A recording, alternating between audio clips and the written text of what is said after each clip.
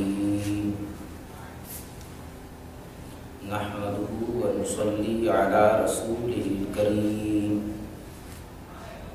رب اشرح لي صدري ويسر لي أمري واحلل عقدة من لساني يفقهوا قولي سبحانك لا علم لنا إلا ما علمتنا إنك أنت العليم الحكيم إن الله وملائكته يصلون على النبي يا أيها الذين آمنوا صلوا عليه وسلموا تسليما اللهم صل على محمد وعلى آل محمد كما صليت على إبراهيم وعلى آل إبراهيم إنك حميد مجيد اللهم بارك على محمد كما باركت على إبراهيم وعلى آل إبراهيم إنك حميد مجيد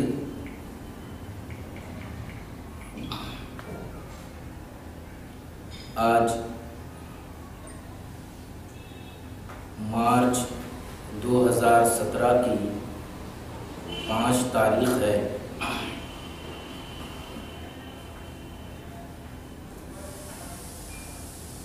یہاں سے الاسلام مشن کا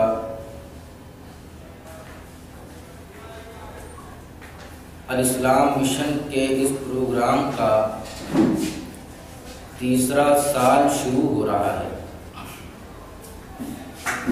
ہمارا پہلا پروگرام 15 مارچ 2015 کو ہوا تھا اور بغیر کسی گیپ کے مسلسل یہ پروگرام چل رہا ہے۔ فالحمدللہ علی ذالک۔ مختلف عنوانات پر گفتگو ہوتی رہی ہے۔ آج ہماری گفتگو کا عنوان ہے حضرت خدیجۃ الکبریٰ رضی اللہ تعالی عنہا، ان کی زندگی کے چند روشن پہلو۔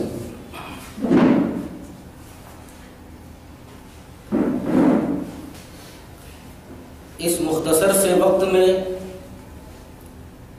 حضرت خدیجہ رضی اللہ تعالی عنہا کی زندگی کے تمام گوشوں اور تمام پہلوؤں کو بیان کرنا تو مشکل ہے۔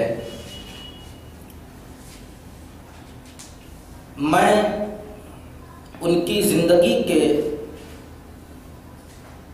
ان گوشوں کو نمایاں کرنا چاہوں گا کہ جو اللہ کے رسول صلی اللہ تعالی علیہ وسلم کی پیغمبرانہ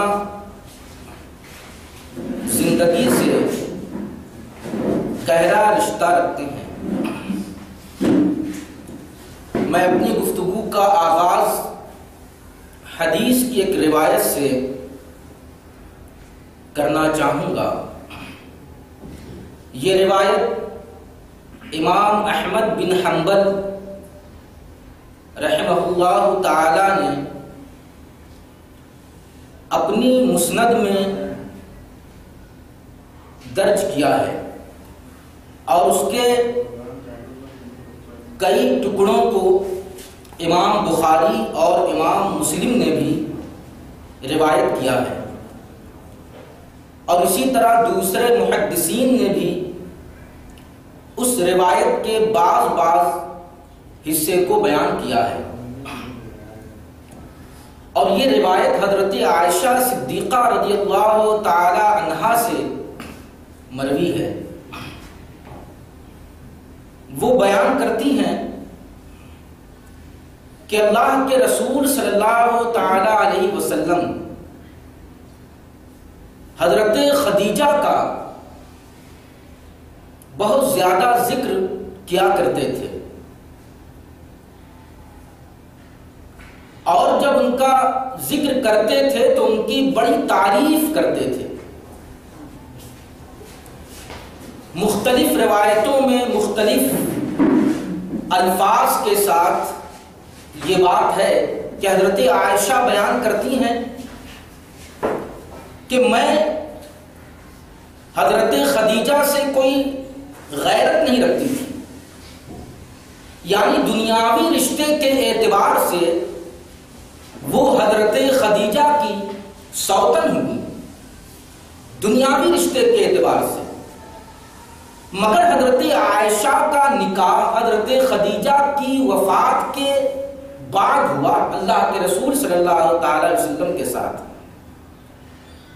اس لیے وہ کہتی ہیں کہ میرے لیے حضرت خدیجہ کوئی مسئلہ نہ تھی کہ میں ان سے غیرت کروں، اور نہ ہی میں نے حضرت خدیجہ کو کبھی دیکھا، لیکن اللہ کے رسول صلی اللہ تعالی علیہ وسلم اتنا زیادہ ان کا تذکرہ کرتے تھے کہ ایک دن مجھے غیرت آ گئی اور میں بہت ناراض ہو کر اللہ کے رسول صلی اللہ تعالی علیہ وسلم سے کہتی ہوں کہ آپ یہ کس خدیجہ کی بات کرتے ہیں اور ان کا اتنا زیادہ ذکر کرتے ہیں؟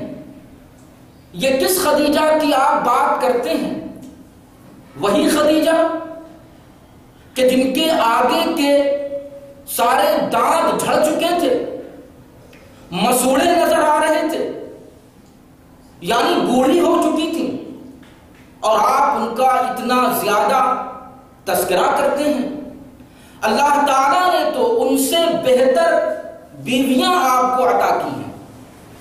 وہ ایک دن غیرت میں آ کر اور ناراض ہو کر بولتی تو وہ خود بیان کرتی ہیں کہ جب میں نے اللہ کے رسول صلی اللہ تعالی علیہ وسلم سے یہ بات کہی تو اللہ کے رسول صلی اللہ تعالی علیہ وسلم بہت ناراض ہوئے، خفا ہوئے، اور اسی وقت انہوں نے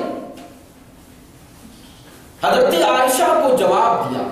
حضرت عائشہ نے کہا تھا کہ ان سے بہتر بیویاں آپ کو اللہ تعالیٰ نے عطا کی ہیں، تو اللہ کے رسول صلی اللہ تعالی علیہ وسلم نے فرمایا ما ابدلنی اللہ منہا خیرا قد صدقتنی قد آمنت بی اذ کفر بالناس وصدقتنی اذ کذبنی الناس وواسطنی بمال اللہ اذ حرمنی الناس ورزقنی اللہ ولدہا اذ حرمنی اولاد النساء۔ آپ دیکھیے کہ اللہ کے رسول صلی اللہ تعالی علیہ وسلم نے جو جواب دیا، حضرت خدیجہ کی جو شان، ان کی جو خوبی اور جو کمال بیان کیا ہے، وہ اس وجہ سے نہیں کہ حضرت خدیجہ کوئی بہت خوبصورت عورت تھی، ان کی خوبصورتی کو وہ نہیں بیان کر رہی، یا ان کا اخلاق بہت اچھا تھا، اس چیز کو وہ نہیں بیان کر رہے، بلکہ آپ غور کریں کہ اللہ کے رسول صلی اللہ تعالی علیہ وسلم نے ارشاد فرمایا کہ اللہ تعالیٰ نے ان سے بہتر بیوی مجھے کوئی نہ دی، ان سے بہتر کوئی بیوی اللہ تعالیٰ نے مجھے نہ دی۔ پھر بتاتے ہیں اللہ کے رسول اس کی وضاحت کرتے ہیں کہ حضرت خدیجہ اس وقت مجھ پر ایمان لاتی ہیں جبکہ لوگ میرا انکار کر رہے تھے، میری نبوت اور رسالت کا انکار کر رہے تھے۔ حضرت خدیجہ مجھ پر ایمان لاتی ہیں، اور جب لوگ مجھ کو جھٹلا رہے تھے، میرے لائے ہوئے قرآن کو جھٹلا رہے تھے، تو خدیجہ نے میری تصدیق کی، مجھ کو سچا جانا، اور جب لوگ مال کے ذریعے ذرہ برابر میری مدد کے لیے لیے تیار نہ تھے تو خدیجہ ہی نے اپنے مال کے ذریعے میری بڑی ہمدردی اور خیر خواہی کی، بڑا مالی تعاون پیش کیا۔ آپ کے جواب کا یہ جو حصہ ہے آپ کی پیغمبرانہ زندگی کے ساتھ حضرت خدیجہ کا جو ایک گہرا رشتہ تھا، اس رشتے کو اجاگر کیا۔ حضرت خدیجہ کو عام عورت مت سمجھو، اللہ کے رسول یہ بتانا چاہتے ہیں۔ مجھ کو سمجھنے میں لوگوں کو بہت دیر لگی، لوگ بہت غور کرتے رہے، مجھ کو جھٹلاتے رہے، مجھ کو پریشان کرتے رہے، اذیت دیتے رہے۔ ایسے ماحول میں سب سے پہلے حضرت خدیجہ مجھ پر ایمان لاتی ہیں، میری تصدیق کرتی ہیں، اور یہی نہیں بلکہ اپنے مال کے ذریعے وہ میری مدد کر رہی ہیں۔ جواب کا یہ جو حصہ ہے آپ کی پیغمبرانہ زندگی کے ساتھ جو ان کا تعاون تھا اس کو واضح کر رہا ہے۔ جواب کا ایک دوسرا حصہ، ایک چھوٹا سا حصہ آپ آگے ارشاد فرماتے ہیں کہ اللہ تعالیٰ نے مجھے خدیجہ ہی سے اولاد عطا کی اور ان کے مقابلے میں کسی بیوی سے مجھے کوئی اولاد عطا نہیں کی۔ اللہ کے رسول صلی اللہ تعالیٰ علیہ وسلم نے اپنی نسل کی بات کی، اپنی اولاد کی بات کی۔ یہ جواب کا ایک دوسرا حصہ ہے۔ اس حصے پر اگر گفتگو کی جائے تو یہ بیان اور لمبا ہوگا اور طویل ہوگا۔ میں اشارہ کرنا چاہوں گا کہ حضرت اللہ کے رسول صلی اللہ تعالیٰ علیہ وسلم نے حضرت خدیجہ کے کمالات میں سے اس حصے کو بھی اجاگر کیا اور کہا کہ اللہ تعالیٰ نے ان سے مجھے اولاد عطا کی۔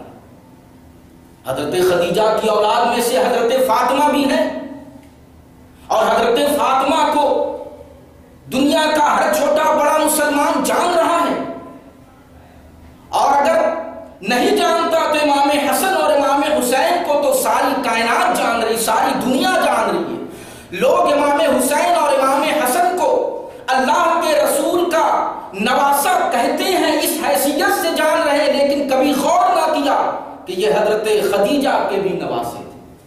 حضرت خدیجہ کی وہ شان تھی۔ اللہ کے رسول صلی اللہ تعالیٰ علیہ وسلم کے جس طرح وہ نواسے اور آپ نانا جان تھے، اسی طرح حضرت خدیجہ نانی جان تھی۔ اور آپ دیکھیں حضرت امام حسن نے کیا کارنامہ انجام دیا، حضرت امام حسین کی کیا شخصیت رہی ہے، بار بار اس کو آپ نے سنا۔ میں جواب کے پہلے حصے پر گفتگو کرنا چاہوں گا کہ اللہ کے رسول صلی اللہ تعالیٰ علیہ وسلم نے اپنی پیغمبرانہ زندگی کے ساتھ حضرت خدیجہ کا جو گہرا رشتہ اور تعلق تھا اس کو واضح کیا۔ اللہ کے رسول صلی اللہ تعالیٰ علیہ وسلم کی ابتدائی زندگی کا ایک خاکہ آپ اپنی نگاہوں کے سامنے رکھیں۔ ابھی آپ اپنی والدہ محترمہ حضرت آمنہ کے شکم میں تھے کہ آپ کے والد ماجد حضرت عبداللہ کا انتقال ہو گیا، اور اس کے بعد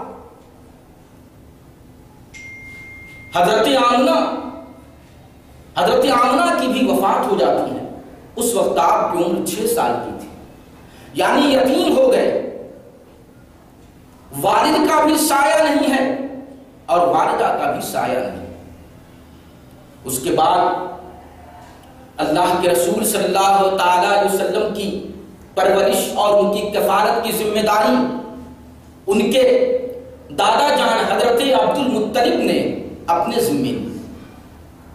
وہ پرورش کرتے رہے اور بہت جلد ان کا بھی انتقال ہو گیا۔ پھر جناب ابو طالب ان کی سرپرستی کرتے رہے، ان کی کفالت کرتے رہے۔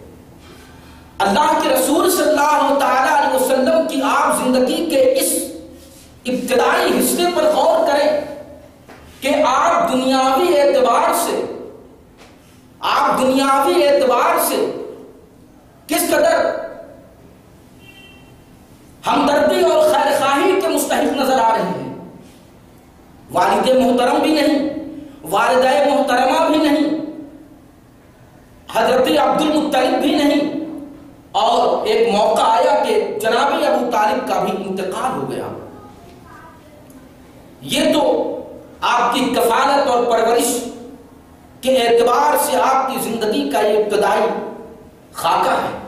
اس کے بعد کیا ہوا؟ کوئی خاندان میں آپ کی سرپرستی اور کفالت کرنے والا بظاہر نظر نہیں آ رہا۔ ایسے حالات میں اللہ کے رسول صلی اللہ تعالی علیہ وسلم کے لیے بشری تقاضے کے اعتبار سے، زندگی کے لوازمات کے اعتبار سے آپ کو زندگی گزارنے کے لیے کھانے پینے کی ضرورت ہے، آپ کی روزی روٹی کا سوال ہے۔ ایسے حالات میں کوئی سرمایہ نہیں ہے آپ کے پاس، کوئی دولت نہیں ہے، تو زندگی کا یہ ابتدائی حصہ اس طرح گزر رہا ہے کہ آپ کچھ لوگوں کی تجارت کا مال لے کر باہر جاتے تھے۔ چونکہ اللہ کے رسول صلی اللہ تعالی علیہ وسلم کی یہ شان تھی، ان کا یہ کمال اور یہ خوبی تھی کہ سارے لوگ، مکے کے لوگ جان رہے تھے کہ یہ بڑے امین ہیں، امانت دار ہیں، ان کو اگر اپنا سامان تجارت دیا جائے تو یہ بالکل امانت داری کے ساتھ اسے واپس کریں گے۔ چنانچہ لوگ اپنا سامان تجارت دیتے تھے۔ تو اس طرح آپ کا چرچا چل پڑا، الصادق الامین آپ کو کہا جانے لگا، لوگوں میں چرچا ہونے لگا، لوگ، مکے کے لوگ آپ کو امانت دار اور ایک سچا انسان سمجھنے لگے۔ یہ چرچا حضرت خدیجہ رضی اللہ تعالی عنہا کے قریب بھی پہنچا۔ وہ ایک موقع تھا کہ اللہ کے رسول صلی اللہ تعالی علیہ وسلم کی مبارک عمر 25 سال کی تھی اور حضرت خدیجہ بیوہ تھی، ان کی عمر 40 سال کی تھی۔ لیکن مکے کے لوگوں کا شوق یہ تھا کہ وہ تجارت کے مال کو، پیسے کو، دولت کو اور خاندان کو بہت اہمیت دیتے تھے۔ اگر کوئی اونچے خاندان کی عورت ہے تو اس سے نکاح کرنے کے لیے سبھی کوشش کرتے تھے۔ مالدار گھرانے کی عورت ہے تو اسے نکاح کرنے کی خواہش رکھتے تھے، اور حضرت خدیجہ میں یہ دونوں خوبیاں اکٹھا تھیں۔ وہ خود ایک مالدار عورت تھی، وہ ایک تاجر تھی، وہ اپنا مال تجارت دوسروں کو دیتی تھی، وہ لوگ لے جا کر تجارت کرتے تھے اور اس کا منافع لا کر حضرت خدیجہ کو دیا کرتے تھے۔ تو ایک مالدار خاتون تھے اور ان کا خاندان بھی بڑا اونچا تھا۔ تو مکے کے اکثر لوگوں کی خواہش یہ تھی کہ وہ حضرت خدیجہ سے نکاح کر لیں۔ اللہ کے رسول صلی اللہ تعالی علیہ وسلم کی امانت داری کا، ان کی سچائی کا، ان کی پاک دامنی کا، ان کی عفت کا، ان کے اخلاق کا تذکرہ بار بار دوسروں کے ذریعے حضرت خدیجہ تک پہنچتا رہا، تو ان کو اللہ کے رسول صلی اللہ تعالی علیہ وسلم کے لیے دل میں رغبت پیدا ہو گئی۔ انہیں خواہش ہوئی کہ میں محمد صلی اللہ تعالی علیہ وسلم سے نکاح کروں۔ چنانچہ ایک دن انہوں نے اپنے غلام میسرہ کو بھیجا۔ اللہ کے رسول صلی اللہ تعالی علیہ وسلم آئے اور اپنا مال تجارت اللہ کے رسول صلی اللہ تعالی علیہ وسلم کے حوالے کیا کہ جائیے آپ میرا مال تجارت لے کر تجارت کریں۔ میسرہ غلام بھی آپ کے ساتھ،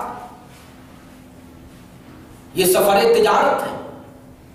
اب میسرہ غلام سفر تجارت میں اللہ کے رسول صلی اللہ تعالی علیہ وسلم کے ساتھ، وہ آپ کے کردار کو، اخلاق کو، آپ کی گفتگو کو دیکھ رہا ہے، نوٹ کر رہا ہے کہ کیسی اونچی شخصیت ہے۔ اور حیرانی کی بات تو یہ ہوئی کہ اس نے کچھ ایسے مشاہدے کیے کہ وہ دنگ رہ گیا۔ اللہ کے رسول صلی اللہ تعالی علیہ وسلم عرب کے اس علاقے میں، ملک شام کی طرف اپنا سفر جاری کیے ہوئے تھے۔ تپتی ہوئی دھوپ ہے، کڑی دھوپ ہے، تپتی ہوئی زمین ہے، آدمی پریشان ہو جائے۔ میسرہ غلام نے دیکھا کہ دو فرشتے آئے اور اللہ کے رسول صلی اللہ تعالی علیہ وسلم پر سایہ کر لیا۔ دو فرشتے آئے یا بادل کا ٹکڑا آیا، فرشتے آئے لے کر بادل کے ٹکڑے کو اور سایہ۔ وہ دیکھ رہا ہے یہ کیسی عجیب بات ہے، یہ کیسا انوکھا واقعہ ہے کہ اللہ کے رسول صلی اللہ تعالی علیہ وسلم کو دھوپ کی شدت اور پریشانی سے بچانے کے لیے یہ کیسا قدرتی انتظام ہے۔ وہ دیکھ رہا ہے، تعجب کر رہا ہے۔ اس کے بعد اچانک اللہ کے رسول صلی اللہ تعالی علیہ وسلم چلتے چلتے ایک گرجا گھر کے سامنے رکتے ہیں، اور اس گرجا گھر کے سامنے ایک درخت تھا۔ بعض مورخین نے اس کی روایت پر بحث کی ہے، لیکن میں روایت کی حیثیت سے اس کو بیان کر دینا چاہتا ہوں کہ جب اللہ کے رسول صلی اللہ تعالی علیہ وسلم اس درخت کے نیچے ٹھہرے تو گرجا گھر کا جو پادری تھا، بڑا پادری، اس نے دیکھا کہ یہ کون انسان ہے کہ اس درخت کے نیچے بیٹھا ہوا ہے۔ وہ آتا ہے، جلدی بازی میں آتا ہے اور پوچھتا ہے میسرا سے کہ یہ کون آدمی ہے، یہ کون انسان ہے؟ تو وہ بتاتا ہے کہ فلاں فلاں۔ تو اس پادری نے کہا کہ اس وقت دوپہر کی اس کڑی دھوپ میں اس وقت اس درخت کے نیچے کوئی نہ بیٹھا، جب بھی بیٹھا تو کوئی نبی ہی بیٹھا، یہ کون انسان ہے؟ جب اس پادری نے میسرا کو یہ بات کہی تو یہ بات دماغ میں گونجنے لگی۔ سفر مکمل ہوا، اللہ کے رسول نے تجارت کا سامان بیچا، بہت زیادہ منافع حاصل ہوا۔ اللہ کے رسول صلی اللہ تعالی علیہ وسلم وہ سارے مال کو لے کر حضرت خدیجہ کے پاس آتے ہیں، ڈھیر سارا منافع۔ اور حضرت خدیجہ نے وہاں، مکے والوں کی عادت یہ تھی کہ وہ امپورٹ اور ایکسپورٹ کی تجارت کرتے تھے۔ جیسے مکے کا کوئی سامان جو وہاں بنتا ہے اس کو لے گئے ان کے شام، اور ان کے شام میں جو چیز بنتی ہے وہ وہاں سے لے آئے مکے میں۔ تو اللہ کے رسول صلی اللہ تعالی علیہ وسلم نے ایسا ہی کیا کہ حضرت خدیجہ کا سامان لے کر ان کے شام گئے، اور ان کے شام کی جو چیزیں تھیں وہ لے کر مکے میں آئے۔ حضرت خدیجہ نے لائے ہوئے سامان کو بیچا تو اس میں بھی بڑا منافع حاصل ہوا۔ حضرت خدیجہ اس کو بھی دیکھ کر بہت خوش ہوئی، حیرت کیا کہ اتنا منافع تو مجھے کبھی نہیں ہوا کہ جتنا کہ محمد صلی اللہ تعالی علیہ وسلم کی اس تجارت سے ہوا۔ وہ حیران تھی کہ جناب میسرہ نے اپنا مشاہدہ بیان کرنا شروع کیا کہ میں نے دیکھا کہ محمد صلی اللہ تعالی علیہ وسلم پر جب دھوپ کی شدت پڑتی تھی تو بادل سایہ کر لیتا، یا فرشتے دو آتے سایہ فگن ہو جاتے۔ اور ایک پادری نے انہیں دیکھ کر ایسا جملہ ادا کیا۔ حضرت خدیجہ بہت سنجیدہ، بہت دانشمند اور سوچنے والی عورت تھی۔ ان کے دل میں یہ بات بیٹھ گئی کہ یہ کوئی عام انسان نہیں ہے۔ تجارت میں اتنا زیادہ منافع، اتنی زیادہ برکت ہونا یہ کوئی معمولی بات نہیں ہے۔ اور جو مشاہدہ میسرہ نے بیان کیا اس سے لگتا ہے کہ یہ کوئی عام انسان نہیں۔ بس اسی کے بعد حضرت خدیجہ بہت زیادہ متاثر ہوئی اللہ کے رسول صلی اللہ تعالی علیہ وسلم سے، اور نکاح کا پیغام دیا۔ ادھر مکے کے کتنے لوگ ہیں خواہش رکھتے ہیں حضرت خدیجہ سے نکاح کی۔ اللہ کے رسول صلی اللہ تعالی علیہ وسلم نے اپنے چچا جناب حمزہ سے مشورہ کیا۔ وہ آئے اور حضرت خدیجہ کے گھر والوں سے بات کی، رشتہ ہو گیا۔ حضرت خدیجہ اور اللہ کے رسول صلی اللہ تعالی علیہ وسلم کے ساتھ ازدواجی رشتہ قائم ہو گیا۔ اب ایک زندگی گزرنے لگی، نسل کا سلسلہ جاری ہوا، اولاد ہونے لگی۔ لیکن اس دور میں اللہ کے رسول صلی اللہ تعالی علیہ وسلم کی کیفیت بدل رہی تھی۔ ان کا ذہن، سوچنے کا انداز، ان کی تنہائی پسندی، یہ ایک عجیب کیفیت آپ کے ساتھ ہونے لگی۔ وہ اپنا گھر چھوڑ کر باہر نکل جاتے گھاٹیوں کی طرف، سوچتے رہتے۔ اللہ کے رسول صلی اللہ تعالی علیہ وسلم باضابطہ غار حرا میں کئی راتوں تک رہا کرتے تھے اور غور کرتے تھے، سوچتے تھے۔ اور حضرت خدیجہ انہیں کبھی ٹوکتی نہ تھی کہ یہ آپ کہاں گھر سے غائب رہتے ہیں۔ انہوں نے جس زاویے سے اللہ کے رسول صلی اللہ تعالی علیہ وسلم کو ملاحظہ کیا تھا، انہیں پرکھا تھا، ان پر غور کیا تھا، اس اعتبار سے وہ ذرا بھی روکتی ٹوکتی نہ تھی، بلکہ ان کے لیے کھانے کا انتظام مہیا کر دیتی تھی کہ اللہ کے رسول 2-3 راتوں تک غار حرا کی تنہائی میں بسر کریں گے تو اتنے دنوں کے لیے کچھ کھانے کا انتظام کر دیا جائے۔ اللہ کے رسول صلی اللہ تعالی علیہ وسلم رات بسر کرتے کچھ راتیں، اس کے بعد کھانا پینا ختم ہو جاتا، آتے، پھر کچھ دنوں کے بعد حضرت خدیجہ پھر ان کے لیے کچھ سامان تیار کرتے، پھر وہ لے کر غار حرا کی طرف نکل پڑتے۔ یہ ایک سلسلہ تھا۔ اللہ کے رسول صلی اللہ تعالی علیہ وسلم کی کیفیت بدل رہی تھی، آپ بہت زیادہ غور کر رہے تھے۔ اللہ کے رسول صلی اللہ تعالی علیہ وسلم کو جیسے کسی چیز کی تلاش ہے، وہ کسی چیز کو دریافت کرنا، کسی چیز کو پانا چاہتے ہیں، اور بستی میں وہ چیز ان کو نظر نہیں آ رہی تھی، اس لیے کہ بستی میں تو شرک ہو رہا تھا، کفر ہو رہا تھا، پتھروں کی پوجا ہو رہی تھی، نظریات اور عقیدے کی ناپاکی اور گندگی پھیلی ہوئی تھی۔ وہ تلاش کر رہے تھے کسی اور چیز کو، اور اسی تلاش میں غار حرا کی طرف نکل جاتے۔ یہی سلسلہ تھا کہ تاریخ کا، سیرت کا وہ مشہور واقعہ پیش آیا کہ حضرت جبریل علیہ السلام پہلی بار اللہ کی وحی لے کر غار حرا میں آپ کے پاس آتے ہیں، اور سورہ اقرا کی شروع کی چند ابتدائی آیتیں نازل ہوتی ہیں، وہ لے کر اللہ کے رسول صلی اللہ تعالی علیہ وسلم کے پاس۔ یہ ایک واقعہ، اس واقعے کی تفصیل میں جانا نہیں چاہتا۔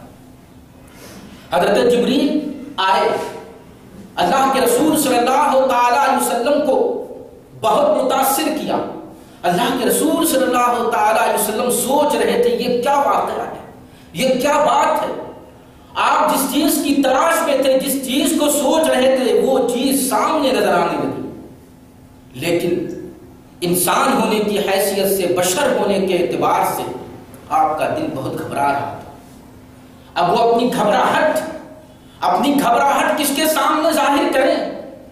وہ کیسے کہیں، کس سے کہیں کہ میرے پاس اتنا معلوم شخص آیا تھا، میرے پاس ایک پر اسرار شخص آیا تھا، ایک فرشتہ آیا تھا، وہ کس سے کہیں، کون مانے گا؟ اللہ کے رسول صلی اللہ تعالی علیہ وسلم بہت گھبرا رہے تھے۔ گھر میں داخل ہوئے، حضرت خدیجہ سامنے تھی۔ کہا کہ خدیجہ مجھے کمبل اڑا دو، کپ کپی تاری تھی، پسینہ چھوٹ رہا تھا۔ حضرت خدیجہ نے پوچھا کیا واقعہ ہے، کیا واقعہ پیش آیا؟ آپ نے بتانا شروع کیا، اور اس کے ساتھ آپ نے یہ کہا کہ خدیجہ مجھے اپنی جان کا ڈر لگا ہوا ہے، کہیں میری جان کو کچھ ہو نہ جائے۔ اب آپ دیکھیں کیسے موقع پر حضرت خدیجہ نے اللہ کے رسول صلی اللہ تعالی علیہ وسلم کو کیا کہا تھا۔ آپ اس پر غور کریں کہ حضرت خدیجہ نے کیا باتیں اللہ کے رسول صلی اللہ تعالی علیہ وسلم کے سامنے پیش کی تھی۔ جب اللہ کے رسول نے کہا کہ خدیجہ کیا ہوگا، مجھے اپنی جان کا ڈر لگا ہوا، دل گھبرا رہا تھا، تو حضرت خدیجہ نے کہا کلا واللہ ما یخزیک اللہ ابدا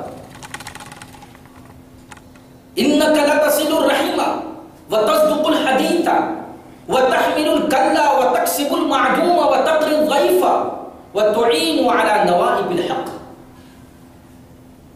یعنی آپ گھبرائیں نہیں، آپ ہرگز نہ گھبرائیں۔ بعض روایت میں یہ ہے کہ آپ کو خوشی ہو، آپ کو بشارت ہو، آپ ہرگز نہ گھبرائیں، اللہ تعالیٰ آپ کو کبھی رسوا نہ کرے گا۔ مکے کے اس شہر میں، اس بستی میں اللہ تعالیٰ آپ کو کبھی رسوا نہ کرے گا، کیونکہ آپ تو رشتہ داری نبھاتے ہیں۔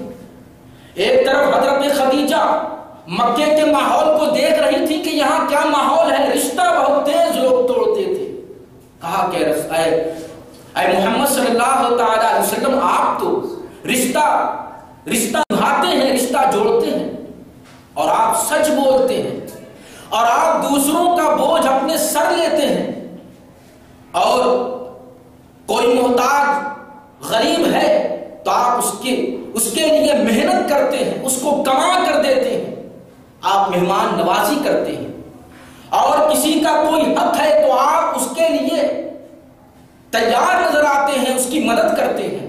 حضرت خدیجہ ایک طرف مکے کے ماحول کو پیش کر رہی تھی اور اس ماحول میں اللہ کے رسول صلی اللہ تعالی علیہ وسلم کی حیثیت کو واضح کر رہی تھی۔ کہا کہ آپ کو اللہ ہرگز رسوا نہ کرے گا، آپ چلیے میرے ساتھ آئیے، میں اپنے چچا کے پاس لے کر آپ کو چلتی ہوں۔ حضرت خدیجہ کے چچا تھے ورقہ بن نوفل، وہ عیسائی ہو گئے تھے اور عیسائیوں کے عالم ہو گئے تھے، وہ توریت اور انجیل کا علم رکھتے تھے۔ حضرت خدیجہ نے جیسے ہی یہ سارے واقعات پیش کرنا شروع کیے، یہ ساری باتیں بتانا شروع کیا، حضرت ورقہ دنگ رہ گئے۔ انہوں نے فوراً کہا کہ ارے یہ تو وہی پراسرار شخص ہے جو موسیٰ کے پاس آیا کرتا تھا، تم جس پراسرار یعنی اللہ کے رسول جو حضرت جبریل کا واقعہ پیش کر رہے تھے غار حرا میں آنے کا، تو حضرت ورقہ نے کہا کہ یہ تو وہی پراسرار شخص ہے کہ جو حضرت موسیٰ کے پاس آتا تھا، ایک نبی کے آنے کی بشارت تھی۔ حضرت ورقہ نے کہا کہ تمہارے اندر وہی شان، وہی بات پائی جاتی ہے، تمہیں تمہاری قوم بہت پریشان کرے گی اور تمہیں اس شہر سے نکال دے گی۔ اے کاش میں اس وقت جوان ہوتا۔ حضرت ورقہ بوڑھے ہو گئے تھے، بہت کمزور ہو گئے تھے، ان کے دل میں کیا تمنا آئی کہ اے کاش میں اس وقت جوان ہوتا جبکہ آپ کو آپ کی قوم مکے سے نکالتی اور میں بڑھ چڑھ کر آپ کی مدد کرتا۔ حضرت ورقہ دنیا کے پہلے مسلمان تھے جو ایک نبی پر ایمان لا رہے ہیں، وہ حضرت ورقہ تھے۔ اللہ کے رسول صلی اللہ تعالی علیہ وسلم کی نبوت اور ان کی رسالت کو دریافت کر لیا تھا، اور جو آدمی اللہ کے رسول صلی اللہ تعالی علیہ وسلم کی نبوت اور ان کی رسالت، ان کی عظمت کو دریافت کر لے، اس پر واجب ہے کہ اس رسول کی مدد کرے، اس کا ساتھ دے۔ اور یہی تقاضا پیغمبرانہ مشن چلانے والے کے لیے بھی ہے کہ جو اپنے پیغمبر کا مشن چلا رہا ہے اور جس نے اس مشن کو دریافت کر لیا تو اس پر واجب ہے کہ وہ اس مشن کا ساتھ دے، اس کی مدد کرے، اس کے ساتھ تعاون کرے، ورنہ کل قیامت کے دن پکڑا جائے گا۔ اسی لیے حضرت ورقہ بار بار حضرت ورقہ یہ کہہ رہے تھے کہ کاش میں اس وقت جوان ہوتا جبکہ آپ کی قوم آپ کو نکالے گی تو میں آپ کی بڑھ چڑھ کر مدد کروں۔ ایک طرف حضرت ورقہ یہ جان رہے تھے کہ مکے کے لوگ ظلم کریں گے، اتنے سارے لوگ، اور اللہ کے رسول کو مکہ چھوڑنے پر مجبور کریں گے۔ ایسے حالات میں حضرت ورقہ کیسے مدد کرتے؟ انہوں نے یہ نہیں سوچا کہ میں کیسے مدد کروں گا، بس ان کا ایمان بول رہا تھا کہ اے پیغمبر، اے رسول خدا، اگر میں اس وقت جوان ہوتا تو میں آپ کی بڑھ چڑھ کر مدد کرتا۔ وہ جانتے تھے کہ میرا انتقال ہو جائے گا، چنانچہ وہ واقعہ جو ہجرت کا واقعہ ہے اس سے بہت پہلے حضرت ورقہ کی وفات ہو۔ حضرت ورقہ نے جب اس طرح کی بات اللہ کے رسول کے سامنے بیان کی، حضرت خدیجہ بھی وہی تھی۔ حضرت خدیجہ نے بھی اللہ کے رسول صلی اللہ تعالی علیہ وسلم کو اللہ کا رسول مانا، ان کی نبوت، ان کی پیغمبرانہ حیثیت کی تصدیق کر دی۔ ابھی کوئی آپ کو ماننے والا نہیں ہے، ایک حضرت ورقہ ہیں جو عیسائی عالم کی حیثیت سے جانے جا رہے ہیں، لیکن مکے کے ماحول میں کوئی ماننے والا نہیں، ایک حضرت خدیجہ ہیں۔ حضرت خدیجہ نے اللہ کے رسول صلی اللہ تعالی علیہ وسلم کو اللہ کا پیغمبر مانا۔ آپ غور کریں کہ جس عورت نے ایک انسان کو اللہ کا پیغمبر مان لیا، وہ عورت اس انسان کے ساتھ کیسی عقیدت اور محبت اور عظمت کا سلوک کرے گی۔ حضرت خدیجہ نے وہیں سے اللہ کے رسول صلی اللہ تعالی علیہ وسلم کا تعاون کرنا شروع کیا، ان کے مشن پر لگانا شروع کیا، یعنی اللہ کے رسول صلی اللہ تعالی علیہ وسلم اب کوئی تجارت نہیں کر رہے، وہ اپنے مشن کے بارے میں غور کر رہے، اپنی نبوت اور رسالت کو پہنچانے کے لیے سوچ رہے ہیں، اب کوئی تجارت نہیں، تو آخر بال بچوں کی پرورش کیسے ہو؟ حضرت خدیجہ نے ایسے ماحول میں اللہ کے رسول صلی اللہ تعالی علیہ وسلم کا تعاون کیا۔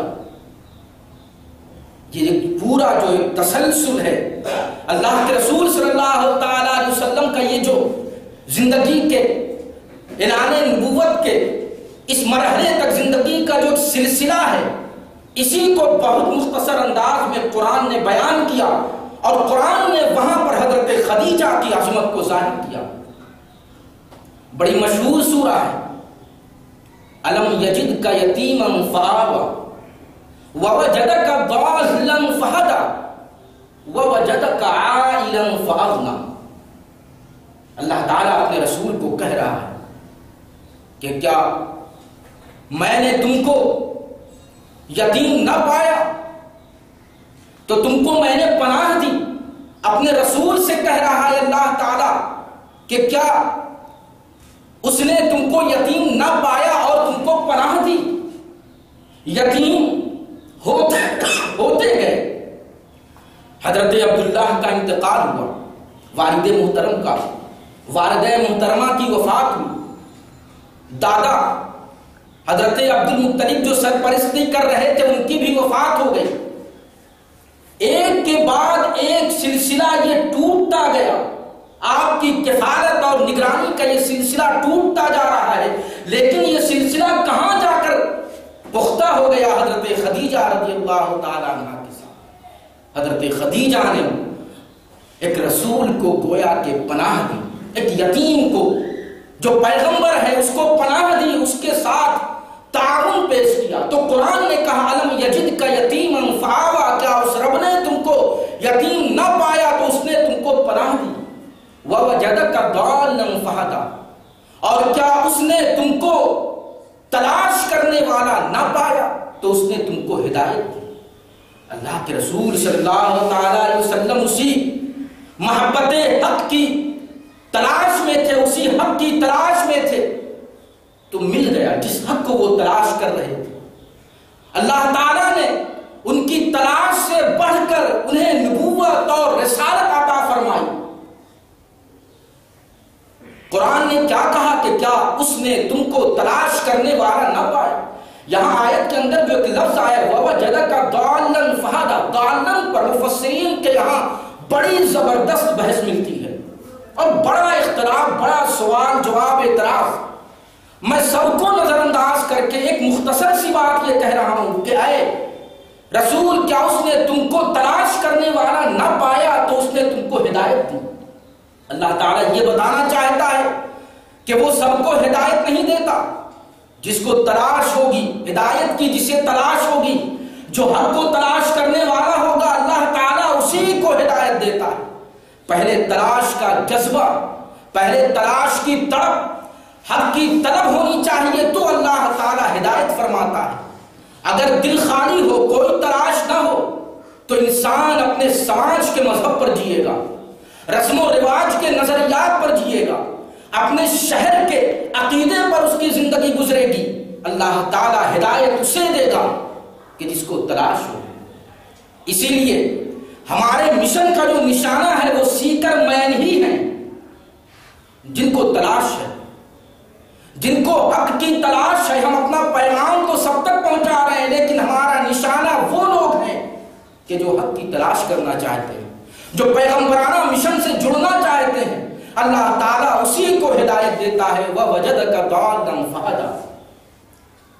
اس کے بعد قرآن کہتا ہے وَوَجَدَكَ عَائِلًا فَأَغْنَىٰ، اور اس نے تم کو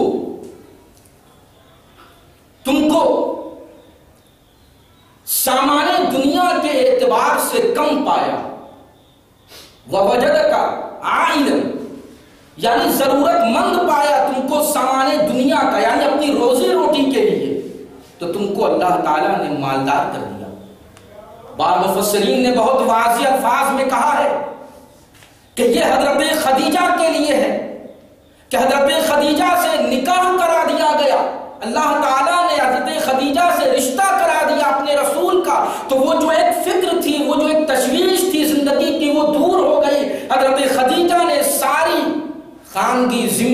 ذمہ داری کو سنبھال لیا. اب یہاں تجارت کی کوئی فکر نہیں ہے، روزی روٹی اکٹھا کرنے کی اور اس کو تلاش کرنے کی فکر نہیں ہے، تو قرآن نے حضرت خدیجہ کی شان کو بیان کیا. آپ دیکھیں کہ قرآن اللہ کے رسول کے زمانے یتیمی کو بیان کر رہا ہے اور اپنا احسان بتا رہا ہے، اور اعلان نبوت کے دور کو بتا رہا ہے اور اپنا احسان کر رہا ہے. اور حضرت خدیجہ کے ساتھ جو رشتہ نکاح ہوا اس چیز کو بھی قرآن بیان کر رہا ہے اور اپنا احسان بتا رہا ہے کہ اے رسول، حضرت خدیجہ ایک کمال ہے تمہارے لیے، خوبی ہے تمہارے لیے، اللہ کا ایک فضل تم پر ہو گیا کہ تمہارا نکاح حضرت خدیجہ کے ساتھ ہو گیا. وَوَجَدَكَ عَائِلًا فَأَغْنَىٰ، تم کو مالدار کر دیا. آپ غور کریں کہ جس خدیجہ کی یہ شان ہو تو کیا اللہ کے رسول بار بار اس کا تذکرہ نہ کریں گے؟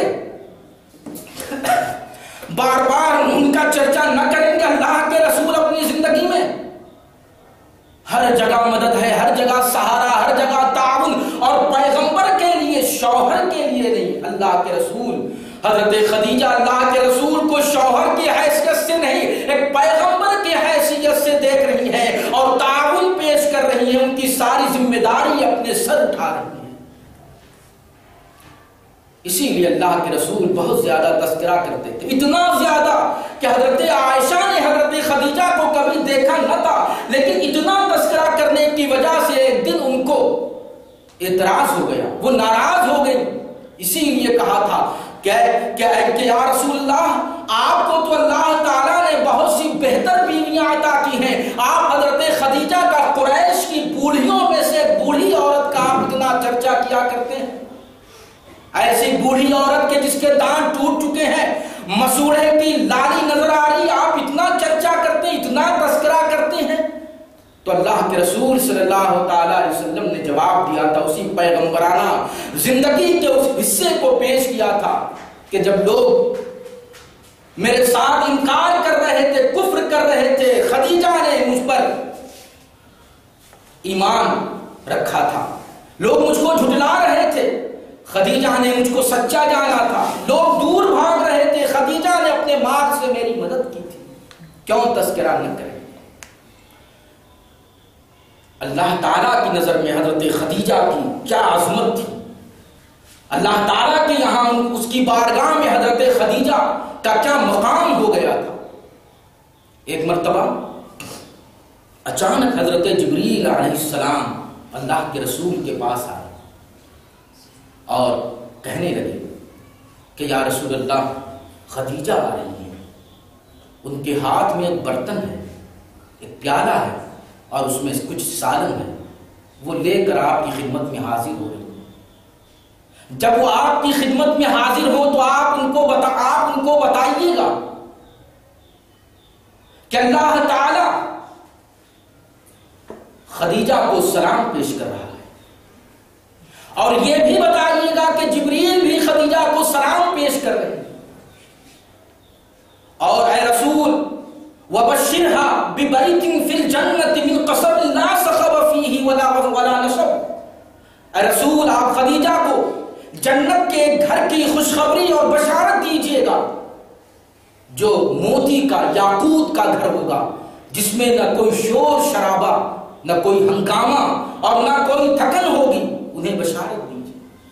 اللہ کے رسول صلی اللہ تعالی وسلم کی خدمت میں حضرت خدیجہ آ رہی ہیں تو اللہ تعالیٰ نے حضرت جبریل کو بھیجا ان کو خوشخبری دینے کے، ان کی عظمت، ان کے کمال، ان کی خوبی کو بیان کرنے کے. اسی لیے اللہ کے رسول صلی اللہ تعالی علیہ وسلم حضرت خدیجہ کا بہت لحاظ فرماتے تھے، انہیں کوئی تکلیف دینا نہیں چاہتے. اللہ کے رسول صلی اللہ تعالی علیہ وسلم نے جب تک حضرت خدیجہ باحیات رہی کوئی دوسرا نکاح نہ کیا. وہ حضرت خدیجہ کے ہوتے ہوئے کسی دوسری عورت کو اپنے گھر میں لانا نہیں چاہتے تھے. انسانی تقاضے کے اعتبار سے یہ تکلیف کی بات تھی. اللہ کے رسول محسوس کرتے تھے نہیں کوئی نکاح کیا. اور حضرت خدیجہ کی وفات کے بعد آپ نے بہت ساری عورتوں سے نکاح فرمایا. نکاح کا سلسلہ تو حضرت خدیجہ کے بعد ہی دوسری عورتوں کے ساتھ شروع ہوا، لیکن حضرت خدیجہ کی زندگی تک آپ نے کوئی دوسرا نکاح نہ کیا. اللہ کے رسول صلی اللہ تعالی علیہ وسلم حضرت خدیجہ کا کس قدر لحاظ اور خیال فرماتے تھے. آپ کا طریقہ یہ تھا کہ ان کی وفات کے بعد آپ دیکھیں کہ ان کا وفات کے بعد بھی کس قدر لحاظ ہے، کتنا خیال ہے. ایک تو چرچا وہ کرتے ہی تھے حضرت عائشہ کے سامنے اور دوسری عورتوں کے سامنے، لیکن آپ دیکھیں کہ اور کتنا لحاظ اور خیال فرماتے تھے. جب آپ کوئی بکری ذبح کرتے تھے، حضرت عائشہ خود بیان کرتے ہیں، تو کچھ گوشت حضرت خدیجہ کی سہیلیوں کے پاس آپ بھیجا کرتے تھے. اکثر ایسا ہوتا. تو اس کو بھی بار بار حضرت عائشہ نے دیکھا تو ایک دن پھر ان کو سوال پیدا ہوا، پھر انہوں نے اعتراض کیا کہ ان کی وفات کے بعد ان کی سہیلیوں کو آپ گوشت تحفے کے طور پہ، ہدیے کے طور پہ آپ بھیجتے رہے. حضرت عائشہ نے کہا کہ کیا دنیا میں ان کے علاوہ کوئی عورت ہی نہیں؟ گویا ان کے علاوہ کوئی عورت ہی نہیں. آپ اتنا خیال، اتنا لحاظ فرما رہے ہیں. حضرت عائشہ یہ کہنا چاہ رہی. اللہ کے رسول صلی اللہ تعالی علیہ وسلم نے ارشاد فرمایا انہا کانت وکانت وَأَعْتَانِ وَلَدَهَا مِنْهَا، یعنی ہاں خدیجہ ایسی ہی عورت ہے، ہاں وہ ایسی ہی عورت ہے. اللہ تعالیٰ نے انہی سے میری نسل کو جاری کیا. اور ایک موقع پر اور آپ نے فرمایا دوسری روایت میں قد رزقت حبها، یعنی ان کی محبت میرا رزق بنا دیا گیا ہے. میرے دل و دماغ میں خدیجہ کی محبت پیوست ہے. یہ کسی چہیتی بیوی کی حیثیت سے نہیں، بلکہ اس حیثیت سے کہ یہ وہ عورت ہے کہ جس نے اللہ کے پیغمبر کا سب سے پہلے تعاون کیا. جب لوگ کفر کر رہے تھے تو اس عورت نے سب سے پہلے ایمان قبول کیا، سچا جانا، مدد کی، تعاون پیش کیا. پھر اسی طرح کا ایک واقعہ پیش آیا. حضرت خدیجہ کی ایک بہن تھی حضرت حالہ. وہ حضرت عائشہ جب نکاح میں آ گئی تھی اس وقت بھی وہ باحیات تھی. حضرت حالہ ایک دن وہ آ گئی، حضرت حالہ دستک دیا، آواز دی. تو وہ تو بہن تھی، بہن کی آواز تو مشابہ ہوگی. انہوں نے حضرت حالہ نے دروازے کے پیچھے سے آواز دی اللہ کے رسول کو. اللہ کے رسول کو لگا خدیجہ ہے. آواز کی مشابہت دیکھ کر آپ کا دل نرم پڑ گیا. خدیجہ کی یاد آ گئی، حضرت خدیجہ کی. اللہم حالہ، اے اللہ یہ حالہ ہے. حضرت عائشہ صدیقہ رضی اللہ تعالی عنہا ان تمام واقعات کی گواہ نظر آتی. کس طرح اللہ کے رسول صلی اللہ تعالی علیہ وسلم حضرت خدیجہ سے محبت کرتے تھے، ان کی عظمت کو ظاہر کرتے تھے. اس کی وجہ کیا تھی؟ صرف یہ وجہ کہ انہوں نے پیغمبر کا ساتھ دیا تھا. پیغمبر جو مشن چلا رہے تھے اس مشن کے ساتھ تعاون پیش کیا تھا. اللہ تعالیٰ کے نزدیک اس انسان کی بڑی قدر و منزلت ہے جو اس کے پیغمبر کے لائے ہوئے مشن کا ساتھ دے، اس کی اشاعت کرے، اس کو پھیلائے. اللہ تعالیٰ کے نزدیک اس انسان کی بڑی قدر و منزلت ہے. حضرت خدیجہ کی یہی عزت، یہی قدر اللہ تعالیٰ کے یہاں تھی، اور یہی قدر و منزلت اللہ کے رسول صلی اللہ تعالیٰ علیہ وسلم کے یہاں. یہ حضرت خدیجہ کی شان اور ان کی عظمت تھی. حضرت خدیجہ کے فضل و کمال کا ایک باب ہے، ایک لمبی گفتگو ہے، بہت سے واقعات ہیں. ان تمام واقعات میں یہ حیثیت حضرت خدیجہ کی بہت زیادہ نمایاں ہوتی ہے کہ وہ کوئی عام عورت نہیں بلکہ ایک ایسی عورت کہ جس نے پیغمبر کے لیے اپنا سب کچھ قربان کر دیا، اپنا مال قربان کر دیا، اپنی محبت قربان کر دیا. تو اللہ کے رسول صلی اللہ تعالیٰ علیہ وسلم بھی حضرت خدیجہ کی اس حیثیت کو اچھی طرح سمجھتے تھے اور قدر و لحاظ فرماتے تھے۔ بس آج کی گفتگو یہیں پر میں تمام کرتا ہوں۔ وَمَا تَوْفِيقِي إِلَّا بِاللَّهِ عَلَيْهِ